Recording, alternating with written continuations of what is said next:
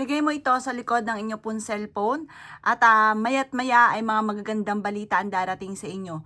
Kung lagi kang walang pera, subukan nyo po itong gawin upang sa ganon may mga magandang balita na may kaugnayan lalo na sa pera. Ang dahon ng laurel, lalo na at binakasulat itong 168, yan po ay napakaswerte. Magdudulot po yan ng swerte.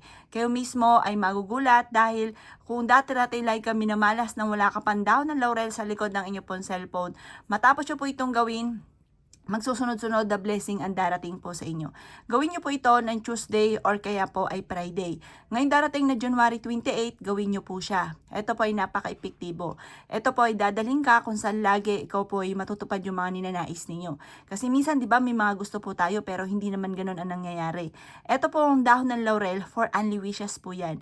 Limited po ang pwede nyong i-wish po dyan. Yan po ay napaka-epektibo. Basta kapag nagwi-wish ka, may 100% kang paniniwala.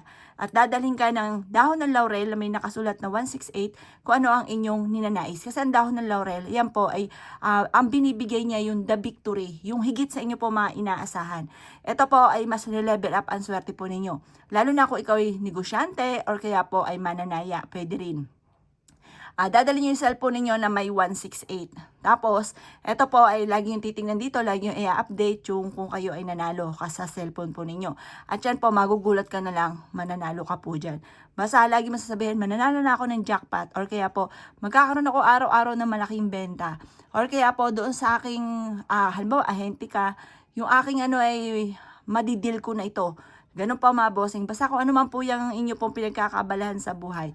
Or kaya po kung ikaw po ay nag-online selling mga bossing, meron ka rin ganito. Para kasi syempre lagi mo ay gamit ay cellphone.